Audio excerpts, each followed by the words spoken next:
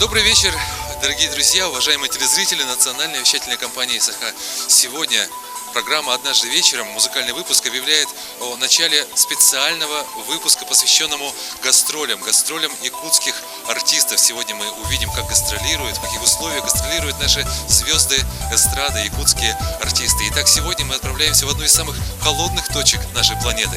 Мы едем в Аймикон. Идея создания подобной передачи давно назревала у нашей творческой группы. Ведь не проходит и месяца, как студия Дабун известного продюсера, певца, композитора Антона Иванова отправляется на гастроли. Многим якутянам известны певцы, которые когда-то занимались или занимаются в студии Дабун. Это Нарияна Ко, Алик Григорьев, Балджима, Максим Мар, Ильдар, Степан Кардашевский и многие другие. Гастроли для любого исполнителя не только способ заработать деньги, но и способ обрести новые знакомства, посмотреть достопримечательности тех мест, где не бывал раньше. Поэтому мы назвали наш выпуск «Большое музыкальное путешествие».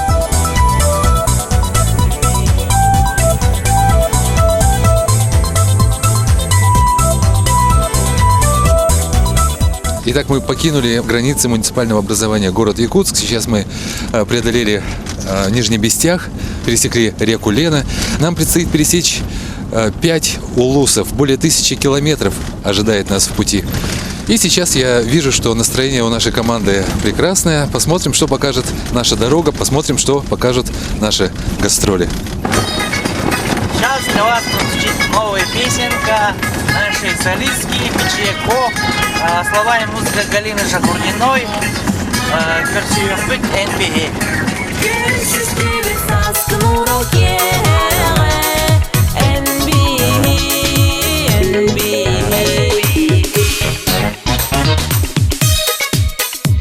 Наш маршрут предполагал посещение наследов Аймиконского улуса, известного самыми крепкими на свете морозами, неприступными и опасными горными хребтами. Это улус, где золотодобывающая промышленность составляет основу его экономики. Но самую главную ценность представляют, конечно же, люди, которые живут в этом суровом краю. Так уж сложилось исторически, что здесь живут люди различных национальностей. Это и якуты, эвены, эвенки, юкагиры, потомки казаков-первопроходцев. Многие из современных жителей являются потомками ссыльных ГУЛАГа, ведь именно в Аймиконском улусе и сейчас можно встретить останки сталинских лагерей. Конечно, если человек постоянно работает, если у человека активная позиция, он всегда развивается. Я с Антоном знакома уже 7 лет. Он очень талантливый человек.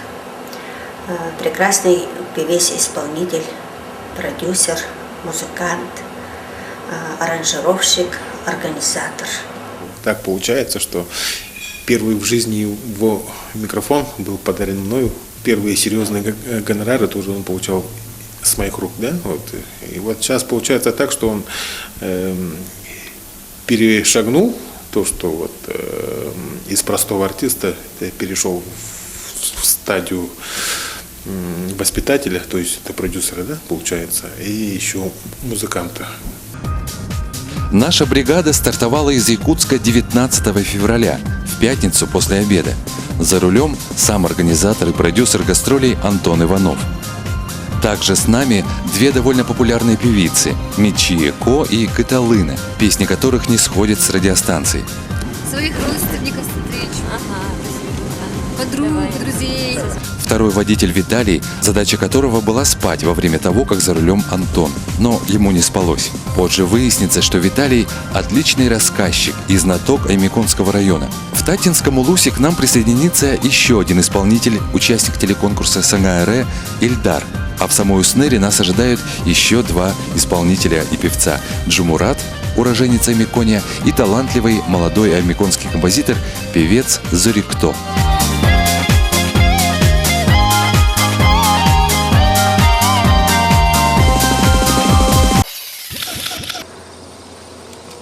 А вот и первая остановка в Татинском улусе. Надо отдать должное обычаям предков, оставить маленький сувенир в священном месте. Попасть обратно в машину мы смогли с трудом. Прямо возле священного места замерзла ручка двери. Это была наша первая маленькая неприятность. Но мы еще не знали, что нас ждут неприятности и поболи. Но об этом чуть позже. А пока остановка в доме, где живет мать нашего друга, известного певца Ильдара, Галина Лукинишна. Сытный и вкусный ужин с дальней дороги – именно то, что было нужно нам всем в тот момент.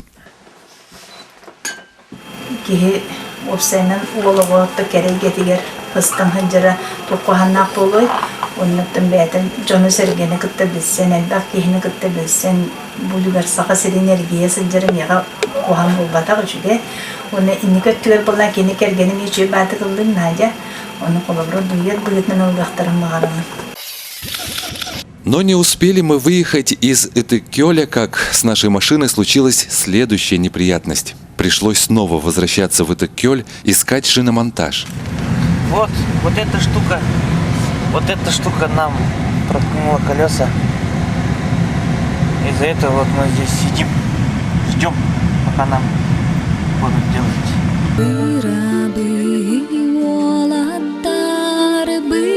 Потеряв порядка 3 часов, мы снова двинулись в путь. Мы из-за этой ерунды потеряли 3 часа. По моим подсчетам мы должны были быть уже, проехали бы Хандыгу. Конечно, это плохо. Тихо едешь, дальше будешь. На улице 52 градуса. У нас замерз тормоз. И руль чуть-чуть вот так как-то заедает. Настроение очень хорошее. У меня тоже. Поскорее бы уже доехать, Айка. Только начинается все.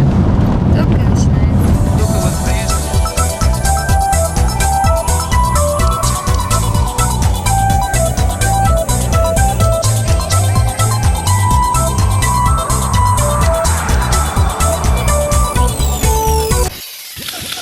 А это одна из достопримечательностей трассы Колыма. Ключ чистый, называется. Это где-то половина пути до Уснера. От Хандыги 100 километров. Этот ключ всю зиму не замерзает. Температура воды плюс 4 градуса. Из-под земли идет источник. Температура воздуха здесь минус 50. Слово «аймекон» тунгуса-маньчжурского происхождения. «Хайюм» на эвенкийском языке означает «полынья» – место, где зимует рыба в реке. «Хайюм» существует также в эвенском языке и означает «водоем, не замерзающий зимой». Спустя около 2 часов, проехав поселок Хандыга, нас ожидал совершенно другой пейзаж. Как объяснил Василий, высота этих живописных вершин достигает 2 километров. По сравнению с равнинными пейзажами, которые мы видели в Центральной Якутии, поездка по горам захватывает дух. В особенности, когда справа от тебя гора высотой километр, а слева пропасть также километровой глубины. Еще несколько лет назад водители-дальнобойщики с трудом проезжали эти участки. Машинам приходилось разъезжаться на узкой дороге с помощью так называемых карманов. Сейчас, с введением трассы Колыма, эти дороги немного расширили. Невольно вспоминается известное выражение «Лучше гор могут быть только горы», и, встретив первые лучи солнца, мы не можем с этим не согласиться. Этот участок называется «Волчьи ворота». По поверью, проезжая их, надо загадать желание.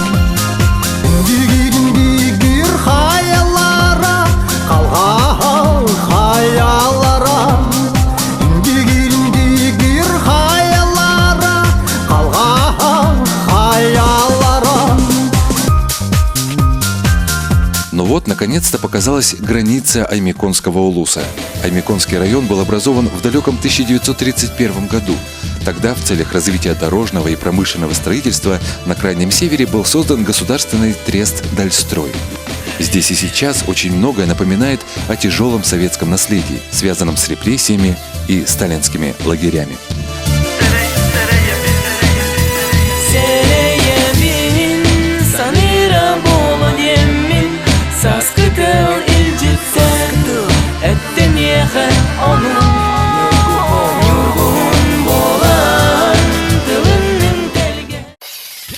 Вот здесь это надо переименовать. Вот эти надо отпустить. Как это так будет стоять цены-то? Видишь, ничего не готово вообще даже. Что-то... Да, опустим, все сделаем кулисы, Вот. давайте. Василий, ну ты на свет вставай тогда, все. Вы меня снимаете или кого? Итак, буквально несколько минут остается до нашего первого концерта в Уснере. Нам выделили вот такую вот довольно уютную гримерную.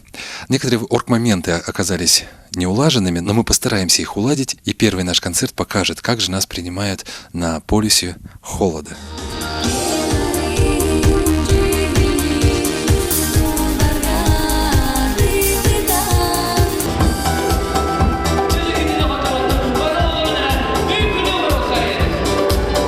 Басты концерт üçüncü hasta olarının tam bastığı konser bolarının Sebastian Simbir arahına hitete hoq nömerler bağlar kıratık manık koytan taqsahan dağını bastığı konser bolan bir nahaçıgı bol bataq oların canlar söbülə bitler. Barıta bəğattan tutuluq taq bolladı. Bəbititten ondan manık hıccatçı bud gastrolgonu bastığı konser bit Ардыр, конечно, мөлтөк болатчык, амма hem bir иннигитин ишө ба концерттер аачылар онан оттон быйыл даганы бу билинге строгонлук болуу денерин эмин. Парень очень живой, артистичный, на сцене себя чувствует нормально, не комплексует. Так что дело в репертуаре. Ему надо подобрать хороший репертуар. От репертуара очень многое зависит. Он еще полностью не раскрылся. Полностью не раскрылся. У него есть данные, но он полностью не раскрылся. Это дело в репертуаре, я думаю. Первый концерт порадовал нашу группу хорошим приемом жителей Уснеры. Ильдар, Мечия Ко, уроженцы Амикония Кыталына, Джумурат, Зорикто и ваш покорный слуга Евгений Прокопьев дали полуторачасовой концерт.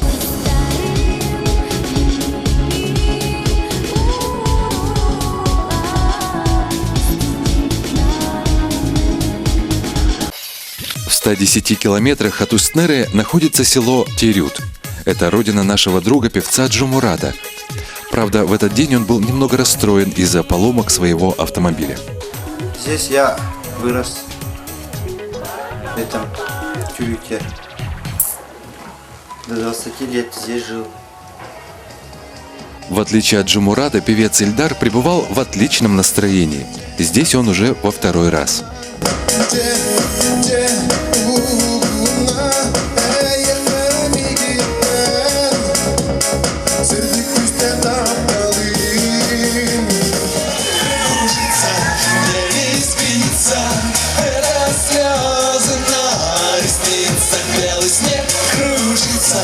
Мне приснится наше лето возвратится.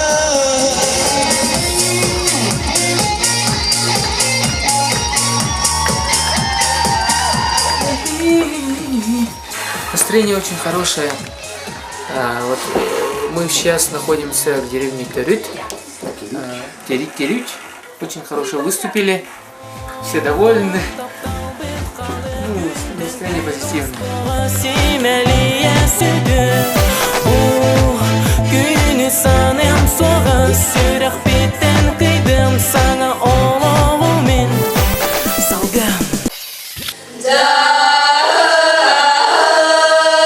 Специально для нашей программы местный творческий коллектив показал свой фольклорный номер.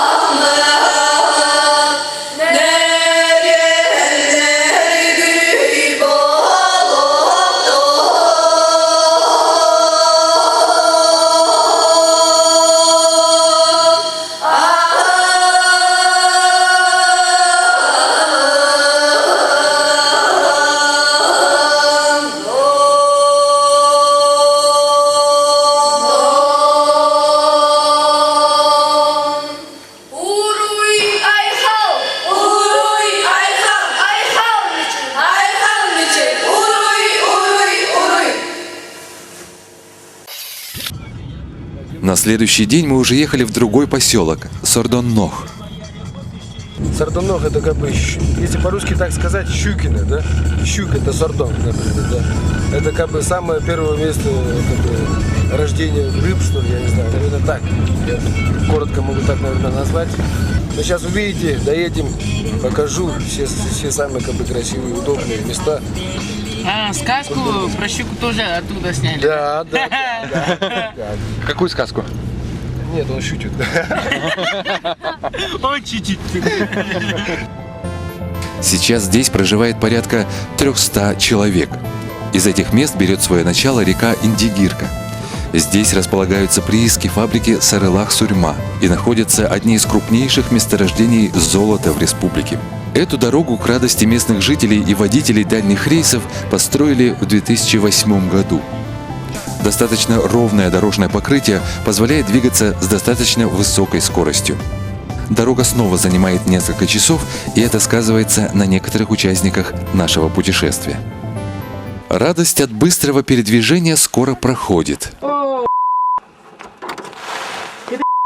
Вновь возникают проблемы с транспортом. На этот раз во время пути оторвался топливный шланг, и весь бензин вытек, оставив нас без шансов на передвижение. Позади 150 километров, до ближайшего населенного пункта около 200. Температура воздуха при этом минус 54 градуса. Благо, проезжающий мимо водитель на точно таком же микроавтобусе согласился довести нас до ближайшей автозаправки.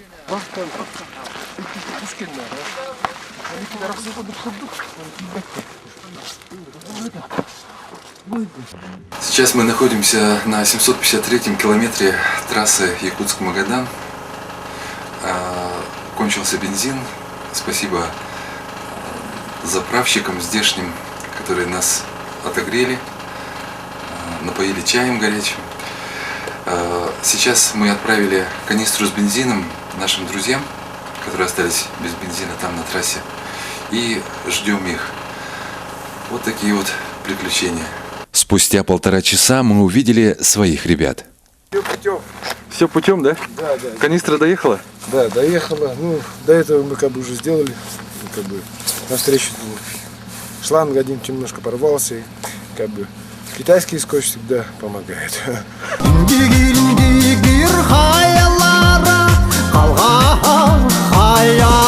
И вскоре мы вновь ехали по исторической трассе Якутск-Магадан.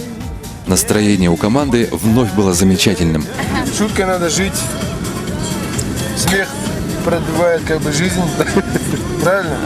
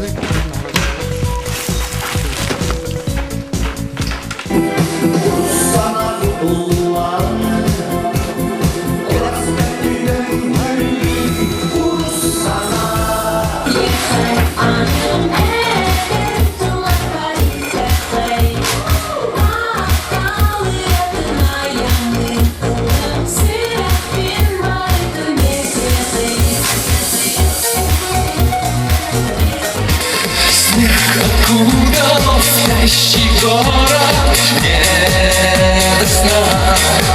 А впереди у нас зима и вьюга холода.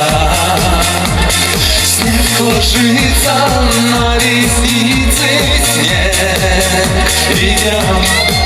И не вернусь нам летних снов, и не вернусь любовь. В городе моем стало вдруг темно, и не быть вдвоем нам суждено. А белый снег кружится, мне не спится, это слезы на ресницах. Белый снег улицах, где приснится наше лето возвратится.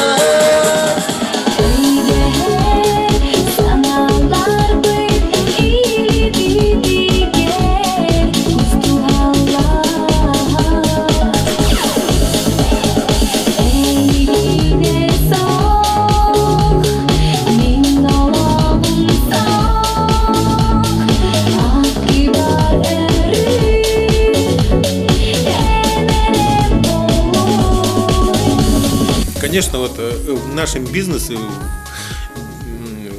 в организации концертов случайных людей нету. Ну, бывает, забегают к нам на огонек, на пару-тройку проектов, а потом это понимают, что это не очень сладкий бизнес, что здесь надо и нервами работать, и деньгами как бы легко расставаться. Мен сақайрер хыджуата кулум агаяк болуктах, атак бартыгар хыджата атып пылах, урут бәймді хыджаратым, антон билин бу студиялынан баран оғылар бун кыттеме хыджабат.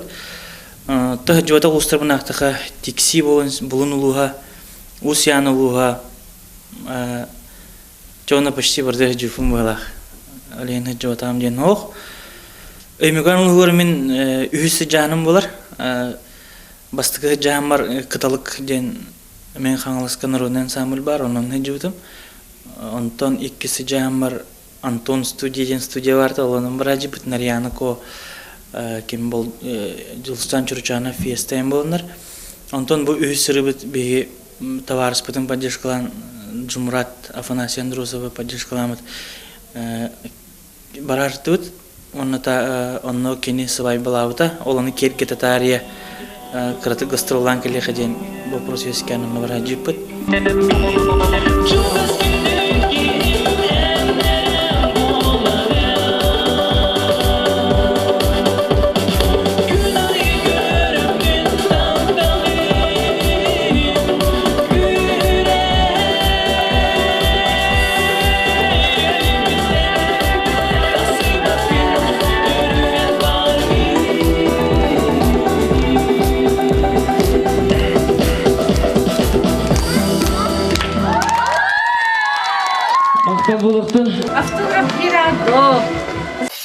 Село Тамтор в 30-х годах было центром Аймиконского улуса. Здесь проводится ежегодный республиканский фестиваль «Полюс холода», в котором все чаще принимают участие иностранные гости и туристы. Но первое впечатление, которое усилило наше ожидание встречи с этим поселком, была надпись на горе природного происхождения. Место называется как бы Эбе, бабушкина земля, да? И там охота такая красивая, на уток, на лося. Некоторые читают в ней «рай», другие распознают «гаи». Между тем, разговоры у нашей команды постепенно переходили к политике. Политика, год семьи, год молодежи, да, вот эти все год семьи, особенно эти, как материнские капиталы, семейные как бы даже пенсию чуть-чуть повысили. Год учителя было дурак. И вновь мелкая поломка у нашего микроавтобуса, задержавшая нас на полчаса.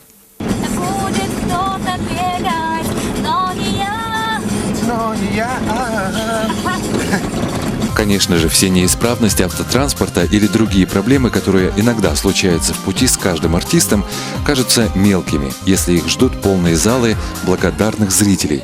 Так и случилось в Тамторе.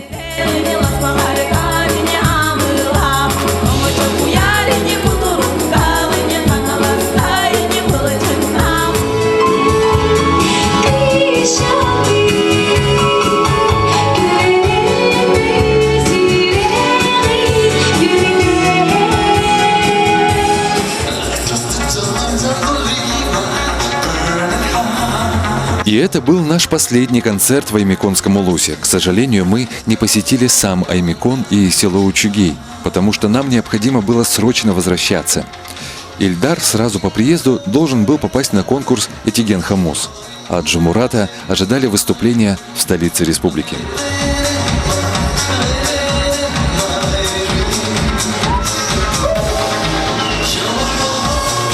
Мы надеемся, что из этого репортажа о музыкальных гастролях студии «Дабун» вы узнали что-то новое для себя. Мы хотели показать, как гастролируют артисты якутской эстрады по просторам Якутии, с какими трудностями они сталкиваются. Мы также надеемся, что эта передача будет не единственной в своем роде, и нам еще придется поездить по родной республике и показать вам, дорогие зрители, не только свои выступления, но и достопримечательности различных улусов, городов, сел и поселков.